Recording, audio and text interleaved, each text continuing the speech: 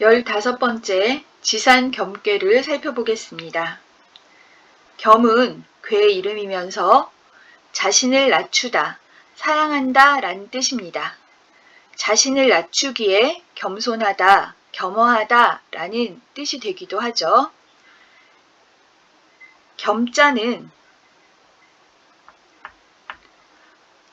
벼다발을 손에 쥐고 있는 모습에서 유래한 글자인데요.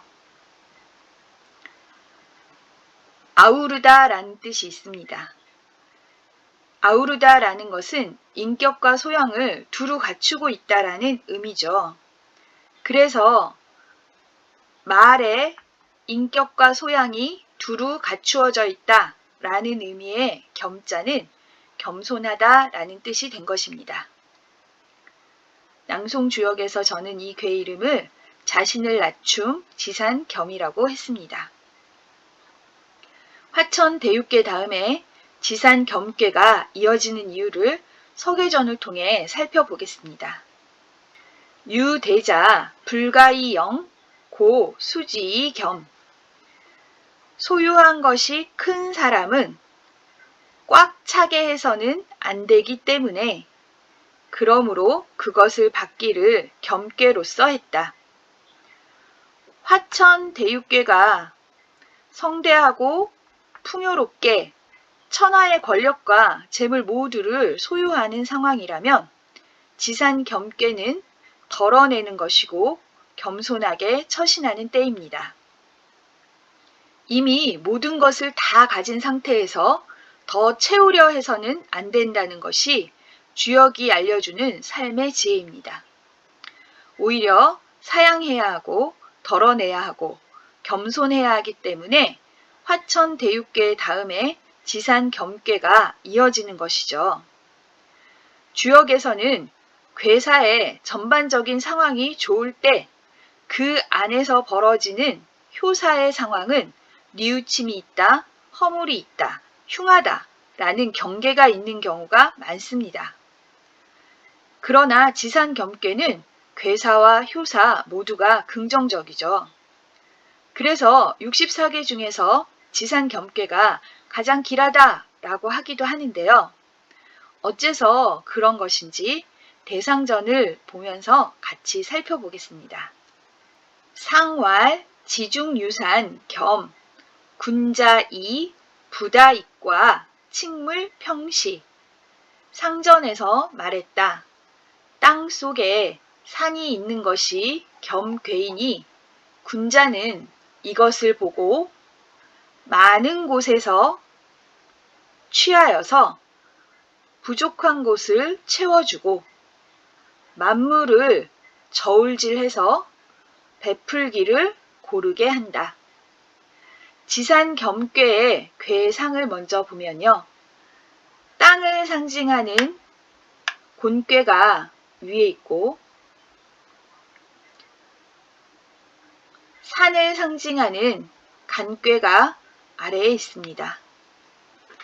땅 속에 산이 있는 상이죠.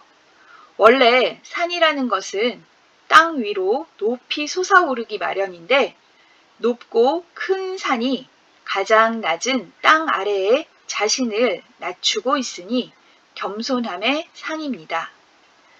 산처럼 큰 덕을 갖춘 사람이 겸손하게 자신을 최대한 낮추고 있는 상황이죠. 큰 덕을 가지고 있으면서 자신을 낮추는 겸괴는 사람으로 보면 군자가 되고 이런 겸손한 자세로 일을 해나가면 형통할 수 있습니다. 겸손함을 흉내내는 것이 아니라 숨쉬듯 자연스럽게 겸손함을 실천할 수 있어야 유종의 미를 거둘 수 있죠. 이처럼 사람이 겸손함을 편안하게 행하려면 무엇을 해야 할까요? 우선 이치에 통달해서 통찰력을 갖추어야 하고 내면의 덕이 충실해서 흔들림이 없어야 합니다. 마치 큰 산과 같은 덕을 길러야 하는 것이죠. 그래서 지산겸괴는 가장 길한 괴이지만 가장 행하기 어려운 것이라고도 합니다. 이런 지산겸의 시대에 군자는 무엇을 해야 할까요? 부다 익과하고 칙물 평시해야 된다고 했습니다. 겸손하게 자신의 맡은 일을 끝까지 잘 해나가야 하는 거죠. 여기서 부다의 부자는 모으다, 취하다 라는 의미가 있습니다. 많은 곳에서 취해서 부족한 것을 채운다 라는 의미죠. 사회의 모든 자원이 부익부 빈익빈으로 편중되지 않도록 재분배하는 일이 바로 부다익과라고 할 수 있습니다. 이 부다익과는 평시, 베풀기를 고르게 한다의 구체적인 내용이라고 할 수 있죠. 그러면 칙물이 남는데요. 이 물은 만물이면서 모든 사건, 그래서 사사물물을 의미합니다. 칭은 저울질한다 라는 의미로 꼼꼼하고 면밀하게 헤아린다 라는 뜻이죠. 그러니 군자는 자신이 만나는 모든 사건과 모든 만물에 대해서 그것을 꼼꼼히 헤아리고 그리고 나서 베풀기를 고르게 하는 것이죠. 고르게 한다의 평자는 똑같이 나눈다 라는 의미가 아닙니다.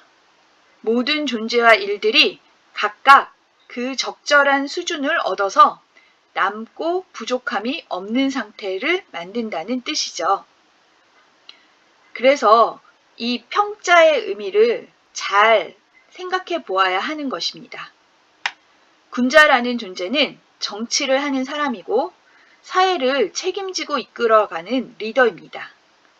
사회 구성원 모두가 겸손함을 실천하는 이 시대에 군자가 해야 될 일은 모든 조건들을 세심하게 파악해서 넘치는 곳은 깎아내고 부족한 곳은 채워서 사회를 안정시키는 일이 됩니다.